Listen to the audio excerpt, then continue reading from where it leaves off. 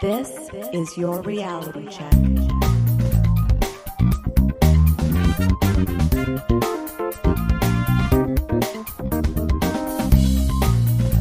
Hi everyone, and welcome to The Reality Check, the weekly Canadian show that explores a wide range of controversies and curiosities using science and critical thinking. This is the show for March 19th, 2019, and I'm your host, Darren McKee. With me, as usual, are Adam Gardner. What's up, Cuboids? Christina Roach. Hello. And producer Pat. Hey, checkers. We have a great show for you today. I'm going to look at damaged Egyptian sculpture. And then Adam is going to explore whether the police could track you down using a DNA database. That's right. But first, the Centrifuge Brain Project by Pat. Okay, so this is another one of those, my friend shared this on Facebook segments. This one was a rabbit hole. A high school friend of mine shared a video of an amusement park ride. I'll do my best to describe it, but you really sort of need to see the video. It looks like a ride commonly known as the Rolloplane or the Bullet, but it's much taller. It's two rotating arms mounted to a central support column. Picture a massive wind turbine with just two blades. At the end of each arm is an open seat that appears to have four riders strapped in with their legs dangling. Oh boy. As it rotates, the riders are fully upside down at the highest point, and that's already plenty to keep me off this ride. Me too. But what happens next in the video is that going into the top of the rotation, the riders are shot out at high speed on two additional arms coming out of the top of the first arm and are spun into two additional 360-degree rotations. Then those arms collapse back to the first arm as they head towards the bottom of the rotation. It really does look like the G-force would pretty much kill anyone on the ride, and it seems to defy physics. That said, it also kind of looks real with people walking around in front of the ride and music playing. It really does look like it was shot at an amusement park. So my friend who shared it was appropriately skeptical, saying, it looks like they sped up this video. Do you guys want to take a look at it? It's in the Dropbox. Sure. Okay, so you guys have all watched it, and I've cut out the expletives. But what do people think? I find something about the movement seems a bit unnatural, but I could be looking for artifacts where there are none. But something about just the way it spins just isn't totally... I was going to say the rotational motion made by it looks like the stringy bit at the top doesn't seem to quite correspond to what I understand to be physics, but I could be wrong. It whips around so fast, there's no way that anyone would sanction a ride like that. Forget physics, like just safety. I would be skeptical if I saw that video. All right, so I decided to get to the bottom of this because on Saturday when I was researching it, this video had over 100 million views. Wow. 1.7 million shares and 344,000 comments. Most were comments like, hey, Steve, would you try this? And Julie, let's do this ride. Facebook. The thing is, I couldn't find anything on it. No Snopes, no straight dope, pretty much nothing. I had two things to work from. The original post was by a guy named Alexander in Peru, who wrote, Mi infarto viendo el video, which translates to, I had a heart attack while watching this video. So he does not claim to be the one who originally shot the video. He just got it somewhere and happened to be the one who last posted it before it happened to go viral. Exactly. Not particularly helpful since he seems to think it's real. Yes. The second was a tiny watermark on the video in the bottom right corner. It was so small that I had to take a screenshot and blow it up to make it out. It read, Telegram at Like Humor, the at being an at sign. So what is that? It's not an email address. It's not a website. It's not a Twitter handle. Do any of you know what this means? Telegram at what? Telegram at Like Humor. No, I don't know. Boy. Neither do I, but I sense a really fun Pat deep dive investigative report coming up. So Telegram is a somewhat controversial instant messaging and voice over IP service. Controversial because of accusations that it is used for illegal activity. France, for example. French investigators have suggested it was used to coordinate terrorism. It's faced censorship and outright bans in some countries, in particular Russia and Iran, because the service has refused to hand over user data to authorities. On the other hand, some human rights activists have suggested that the banning of Telegram hinders individual speech and limits journalists and activists. I certainly wouldn't trust the governments of Russia or Iran with my personal information. Right. So one of the features of Telegram is that you can create public channels. There's sort of a cross between Twitter and YouTube, and it would appear that Like Humor is a public channel run by someone who is Russian. The channel description, which is in Russian, translates to informative and entertaining channel. That's not so helpful. So I thought about downloading Telegram and messaging the person behind the channel, but I figured there was going to probably be a language barrier. So time to give up on this, except I'm really lousy at letting things go. I started Googling dozens of different things like wild amusement ride and pendulum amusement ride. I looked at a lot of videos of people scared and even fainting on rides, but I wasn't finding what I was looking for. And then I Googled insane amusement ride, and I got a hit titled Swing Machine Amusement Insanity. And the thumbnail for the video looked the same as the Facebook video.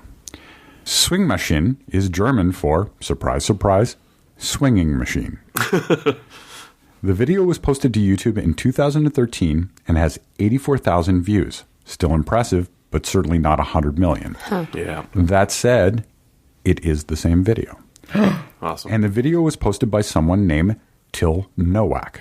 Other videos on his channel include the Spheroton, biggest amusement ride ever, and the Expander, crazy ride for kids, and Dandelion, insane amusement ride. He has several nearly impossible-looking amusement ride videos on his channel. So when I Googled Till Nowak, it turns out he isn't hard to find at all. In fact, his animation studio, Framebox, has a webpage. He also has a Wikipedia entry. Till Nowak is a German digital artist and visual artist, graphic designer, and filmmaker. He received recognition for his grad project, the 2005 film Delivery, and for his art piece, The Experience of Flightcraft, and its film offshoot, the Centrifuge Brain Project, both released in 2011. I also read that Till did concept art for the films Black Panther, Guardians of the Galaxy Volume 2, Thor Ragnarok, and a bunch of other big-name films. Oh, Adam's going to fanboy now. Right. I've seen all those films. Now, about the Centrifuge Brain Project, from a Wikipedia entry specific to that short film.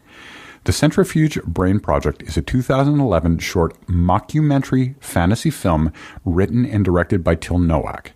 The film incorporates computer-generated imagery to create 7 real-seeming fictional amusement park rides used in a faux documentary film about the construction of physics-defying rides intended for use in research efforts to improve human cognition function. Wow. So I watched this short film. It's only 6.5 minutes long, and it's actually a ton of fun. The whole thing is available on YouTube. I'll put a link in the show notes. Sure enough, at 5.5 minutes, we see our clip from Facebook that has 100 million views. So case closed. But I wondered, does Till Nowak have any idea that this clip from his film has gone so viral on Facebook? So I sent him an email, and we had a really nice exchange. Nice.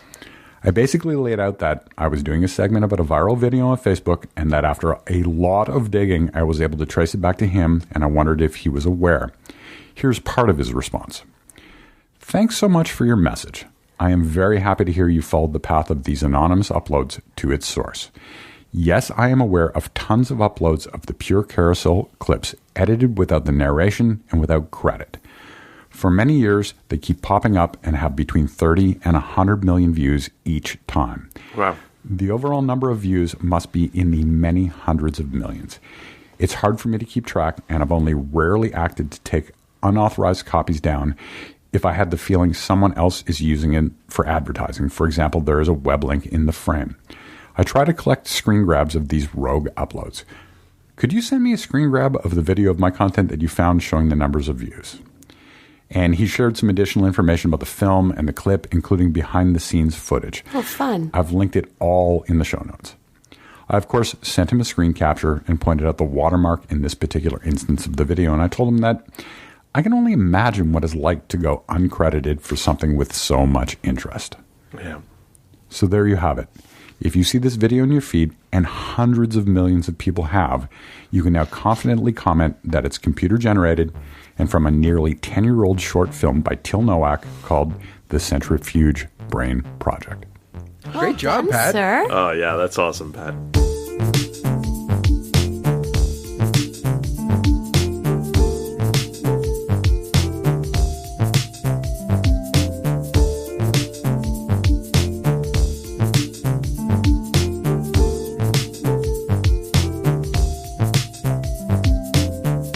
From investigating modern art to investigating ancient art. Following my segment last week about ancient Egyptian myths and facts, Christina sent me an interesting article from artsy.net with the title, "Why Do So Many Egyptian Statues Have Broken Noses?" Excellent question, and one I didn't fully address in my segment. When I mentioned the Sphinx, I said it could be vandalism or erosion, why the Sphinx is missing its nose. And while that's still true, when one looks at the larger pattern across many statues, erosion doesn't seem to be the correct explanation. Now, just so you know, I'm going to use the word statue to broadly refer to statues, carvings. Reliefs is another term, which is a sculptural technique where the sculpted elements remain attached to a solid background of the same material. So it's not like there's a standalone sculpture in 3 dimensions, but the broad category of things being carved, engraved, or sculpted, just so I don't have to say all of them all the time. Other articles on the topic discuss vandalism or erosion, but don't go into much detail. Happily, the artsy.net piece by Julia Wolkoff, published March 8th of this year, and linked in our show notes at trcpodcast.com, Great website. is a more in-depth look at the issue. The article is an exploration of Brooklyn Museum's curator, Edward Bleiberg's research, but also an exhibition that research has inspired, called Striking Power, Iconoclasm in Ancient Egypt. The exhibition presents both intact statues and carvings, and damaged ones from around 4,500 years ago to 2,000 years ago, to argue that various aspects of Egyptian culture led to various works being damaged. I'd mentioned previously that erosion and general wear and tear could be the culprit for why various statues have been missing parts. But, argues Bleiberg, when there is a pattern of damage more consistent, and even occurs in flat statues or reliefs, then a better explanation is that this was done on purpose. Yeah. And this is when I think that most of the faces being damaged in many of the sculptures and reliefs I saw, but rarely was the damage random. It's like there was a specific crisscross pattern done to the faces, and almost nothing else, or maybe one of the arms. As well, it is well known that some kings intentionally appropriated previous sculptures and works as their own, or just put their name everywhere. Bob Breyer said that Ramses II was known as the Great Chiseler, because he did this so often. Wow. So, I'll just put my name on that. It's just like people do with viral videos by putting their own watermark There you on go. them. It's exactly like that. Terrible, you Ramses II types. Additionally, you have to think of who's doing this. Random people, uneducated people. Well, the people who are actually doing this, they have some sort of technique regarding how they're scratching the faces. It's not just taking a hammer to this thing, although it did happen once in a while. It's a hammer and a little... Yeah, there's a pattern. Yeah. And if you're going to scratch out someone's name, you have to at least be able to read a little. So it could be educated, skilled people. Mm-hmm. To better understand the situation, try to imagine you're an ancient Egyptian. You're a slave building the pyramids. No, I'm kidding. That was false. See last week. And you believe that images of things could actually have supernatural powers and associations. So, if Adam, Ra forbid, should ever perish, and of course, when he does, we build a statue of him. Of course. His soul could inhabit that statue. I don't think that's how it works. Well, we'll just see how that goes. You'll be dead. What will you know? Somewhat similarly, many of the Egyptian gods were in some sense present in an image of them. Okay? Mm-hmm. Last segment, I mentioned seeing lots of offerings to different types of gods in all these temples. And given what I just told you, you can see how some Egyptians might have thought that the gods are receiving these offerings in some sense, some supernatural sense. Yeah. But if the statue of your god has no nose, then this god's spirit cannot really breathe. No ears, the god can't hear prayers. And if a human in the scene is missing their left arm, which was the one typically used to make offerings, then the god ain't getting no offerings. Wow, that's so petty. We've understood that they don't necessarily believe that your spirit is in your brain, but they thought it was in the heart, from what you described last week. Is the nose also somehow important in that in biology? In terms of a vessel of breath. Yeah. And there's a complicated tripartite structure of like your physical being and your soul and some sort of mishmash between the two, and all were possibly existing after you die, but we're not necessarily going to go into that. Sure. In the article, Wolkoff does a good job quoting Bleiberg, which explains that Egyptian state religion is an arrangement where kings on earth provide for the deity, and in return, the deity takes care of Egypt. If you find yourself robbing tombs, you might be a little worried about vengeance from the deity or the person involved, so it's best to damage the sculpture. Therefore, they can't find you or get you. It really is this idea that the supernatural is percolating throughout. Yep. This issue and the concerns about it go way back in Egyptian history, pretty much since it began. So mummies were damaged at different points, and pharaohs even indicated to the various members of the public, issuing decrees and whatnot, that those who damage images would be punished. Trying to think to the future to make sure they're protected as well. It's fair. For those interested, I do suggest you check out the articles. There's more detail, especially how the two main queens in Egyptian history, Nefertiti and Hatshepsut, were very much a victim of this. Hatshepsut especially, she pretended to be a male king the whole time, and she had a lot of power, but then the person who followed her tried to erase her from history, pretty much. Wow. Yeah. But they found out that's not true, and she actually was there. Good for her. Now, Egyptians did try to enact countermeasures to protect against these sorts of things, but it really wasn't that successful. You'd have some sculpture or relief, and you'd just kind of put it behind a wall. But once, of course, you find it, it's not like these things have any defenses built into them. It's not like an Indiana Jones movie where there are, spinning blades that are coming out or arrows that are going to shoot you. It's just stone, which is not that defendable when it doesn't have anyone there. Yeah. Now, over time, things change, and people change, and how they understand things changes. Now, quoting the article here, in the early Christian period in Egypt, between the 1st and 3rd century CE, the indigenous gods inhabiting the sculptures were feared as pagan demons. To dismantle paganism, its ritual tools, especially statues making offerings, were attacked. After the Muslim invasion in the 7th century, scholars surmise, Egyptians had lost any fear of these ancient ritual objects. During this time, stone statues were regularly trimmed into rectangles and used as building blocks in construction projects. Wow. It seems pretty weird for us to think about it now, but the idea of using part of an ancient pyramid or an ancient temple to build your home was common. Oh, look at the Colosseum. It's been completely looted, and people just built other buildings with it. Right. It's not usually part of the mindset of, I guess we'll say, privileged middle or upper income class countries. We're like, oh, there's some bricks. I'll use those to build my thing, even though it was already a building that was using those bricks. Yeah, and it doesn't matter that some people think that they shouldn't use those bricks. It just matters that someone thinks it's a good idea. Right. And they will build their house with it. Correct. Now, only a small percentage is required. Good point. Now, you can actually find some of these bricks throughout parts of Cairo, and in someone's home or ancient home, you might actually see something with hieroglyphs on it, and then be able to trace back where that probably came from. Hilarious. The writing on the wall. Hi. Yeah. In summation, last time I said erosion may be the reason for some of these statues missing noses and not vandalism, but I feel more confident now in saying that vandalism played a larger role in most of the damage of these sculptures and reliefs. That said, the case is strongest when it is a flat creation, and other reasons become more plausible. So maybe the true riddle of the Sphinx is, who's got your nose? One thing that I'm thinking about as you talk about your segment is, probably do sometimes, but you don't as often see Greco-Roman statues or other statues, Asian statues of various origins with their noses broken off, and only their noses broken off. So you'll see general wear throughout, right?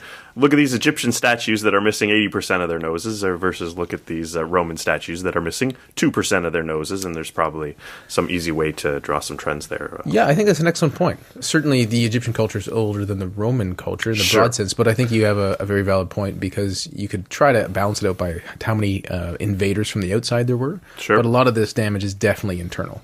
Yep. And Egyptian is one of those peculiar civilizations, as Bob Breyer said, that it actually rose and fell 2 or 3 times. And most civilizations don't collapse and come back and collapse and come back again. They usually are very powerful, then they collapse, and then we just read about them.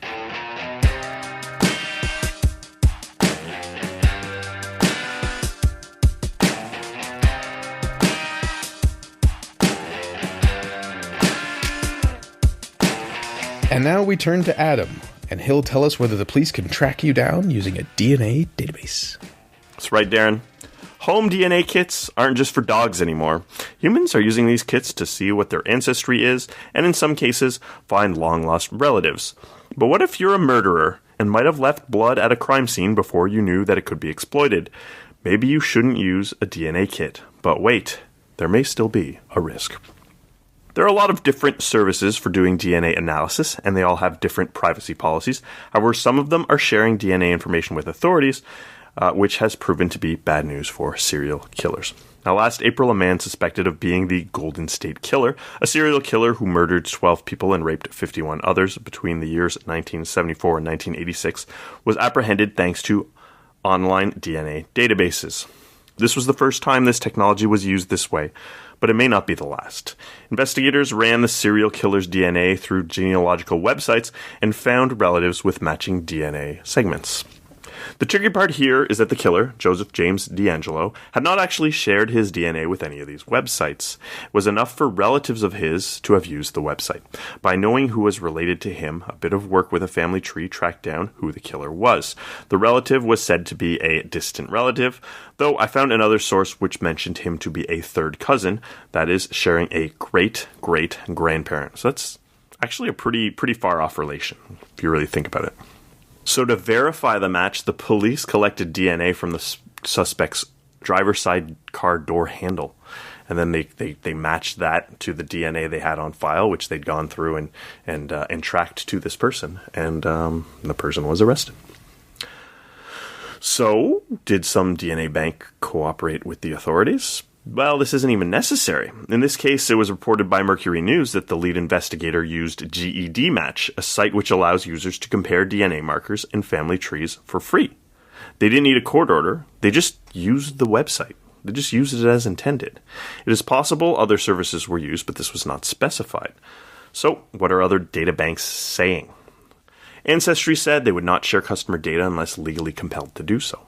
23andMe said they would resist law enforcement inquiries to protect privacy. And other services have similar policies, usually stating that they don't intend to share data, but they may be legally compelled to. Family Tree DNA, on the other hand, had admitted to cooperating with the FBI. The service can be used to identify a relative, so once again, anyone could feasibly use it to try to make a match. You don't even have to go through and get a warrant or anything like that. Just use the service. So this raises obvious privacy concerns, and these are of a total different nature than the usual privacy concerns because it's not even up to you if your data is shared. If I share my fingerprints with someone and they use it to match my fingerprints, I have some level of control over that. If a distant relative of mine shares their DNA on a website and that can be used to find me based on my own DNA, well, that's a whole other concern. So long as this technology is used to track down murderers, this is perhaps not something most people need to worry about, but there could potentially be other concerns.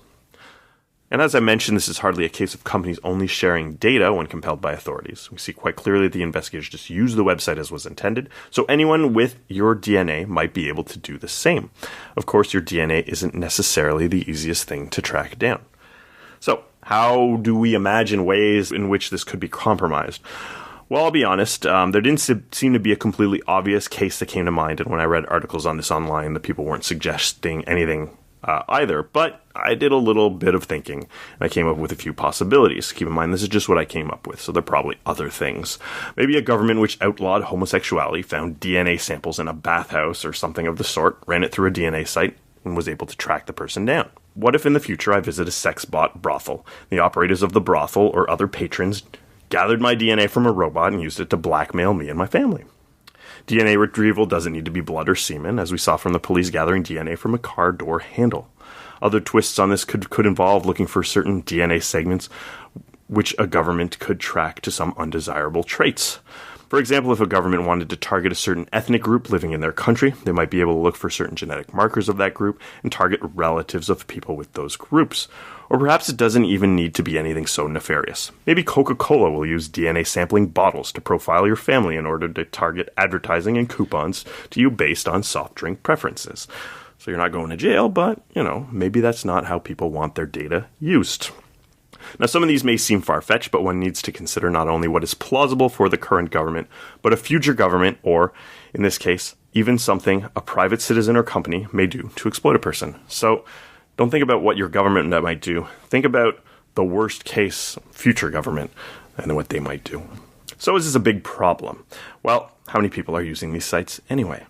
Much like is the case with something like not vaccinating, there are risks even when only a very small portion of the population is using such a service, and these services are becoming more and more popular. Yaniv Ehrlich Chief Science Officer of MyHeritage, one of the larger DNA testing companies, says we're getting close to the point where everyone of European heritage in the US could have a third cousin in one of these databanks. In research done in 2018, he was able to match 60% of Americans with European heritage to a third cousin using these DNA services. Now, there's a higher chance for a match for people with European ancestry because home testing kits have been more popular with white Americans than minorities. People with Northern European ancestry are 30% more likely to be matched to a third cousin than someone with mostly sub-Saharan African ancestry, for example. Now, these numbers work with there being a bit over 1 million people in the databank. That's what we have today. Ehrlich calculates that it would take about 7 million people in the databanks, that being about 5% of the population, so that every American of European ancestry could be linked to a second cousin. So we're not even talking third cousins. We're talking even closer than what the FBI used to track down the serial killer. So the government could potentially use such technology to create a database by having a limited number of people opt in. But this isn't even necessary. The data is already out there, and people are voluntarily giving that information to these companies. So DNA data banks are opening up a slew of privacy concerns, though for now this may mostly be a problem for murderers. Still, with the relative ease with which people can access data on some of these services, and the fact that one doesn't need to actually use the service to have their privacy compromised, this is something that could affect many people, and unfortunately, there isn't much they can do about it. Do you know how many third cousins you have? Would you be able to contact all of them and compel them not to use these services? Almost certainly not. Think about your grandparents' grandparents. So I wouldn't even know who my grandparents' siblings were. Now, I'm curious to hear what the panel thinks. Am I being paranoid, or does this seem like something which could have unforeseen consequences? Can you think of a way in which your DNA could be exploited if a relative used this kind of service? I think what's surprising to me in your segment, Adam, is how little of the population's DNA that they would need in order to have a fairly comprehensive sort of map. Yeah. Yep. I agree. Yeah, I guess the reality is we just have so many genes, and you know, you can be a fairly distant relative and still have some of those genes matched. So, you know, if they're able to match it to a third cousin, well, that's a pretty wide net. You know, that's what we're. That's what we're really talking 5% of the population to match to a second cousin. Yeah. Wow. And maybe that's the part of it that doesn't fully click in my mind because I just don't understand the technology enough, or genetics perhaps, is that we have enough genetics in common. That makes sense to me, that you wouldn't need necessarily a high number, but you also have to have something that differentiates you, because the genes have to be different enough to then locate you to a particular third cousin versus someone else. So maybe it's continuous segments of DNA or something like that have to be similar. Because, yeah, like we all share something in 90-something% of DNA with each other, like a very high percentage. Oh, well, it's 98% with chimps. So right. So it's high. It's very high. That's why I was wondering, and you know, the general ones, the 23andMe and whatnot, I think they just, you know, rough averages. They're not looking at your whole genome, nothing like that. So you're getting not much there. Yeah. So yeah, it's interesting, a bit concerning. And as you said, like, it's only going to get better/worse in the future. Well, as the technology improves and as the number of DNA samples increases, your ability to track down just becomes that much better, which just increases those privacy concerns. Because it's regardless of consent. Well, yeah, that's kind of the issue, right? Like maybe I can even get my whole immediate family down for a good sit down and say don't use these websites, but you know, I got cousins that I never see. And I certainly have second cousins I've never met. And I certainly have probably not met most of my third cousins. So it's completely outside of our control. Yeah, the only upside is if you really want to have an extended family gathering. You're just like, hey, y'all, let's go genetics and meet up at the picnic. Yeah. Thanks, Adam. You can thank me by uploading my consciousness to a robot. I will keep that nose intact. Hey, Darren, before you wrap up, I just wanted to mention to all of the checkers that something really cool is happening next week. We're taping a couple of episodes with Mitch and Greg from ASAP Science and Side Note Podcast. I'm personally super stoked about this. So we'll put out more details about it. But yeah, we'll be doing that next week. Looking forward to it. Oh, yeah. And thanks for joining us once again, listeners. Pat explored the Centrifuge Brain project and did that sleuthing we've come to love him for, to show that this viral video did have a source and it was fake. I talked to you about damaged Egyptian sculptures and how a lot of it was probably due to vandalism, given the beliefs Egyptians had about their gods and their society. And then Adam looked into whether police could track you down using a DNA database, and it sounds like they can come close with not that much data. Until next time, think better to act better. Peace out, Cuboids. Stay classy, not smartassy. We'll talk to you next week, everyone. For show notes or to discuss this episode, visit our Facebook page and website at trcpodcast.com. For general inquiries or to send a topic or parody suggestion, email info@trcpodcast.com. Help support the show by leaving a review on iTunes and liking us on Facebook. Follow us on Twitter at TRC_podcast.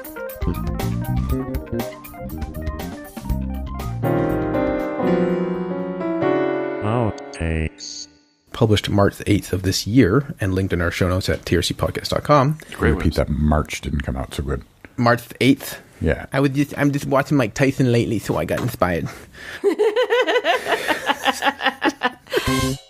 Published March. No. Now it's in my head. Why did you say that, Martha? Why did you say that? That's funny. Well done, Adam. The Ides of March, March 8th. The Sixth Sense, March 6th. Okay, let's see what happens the third time.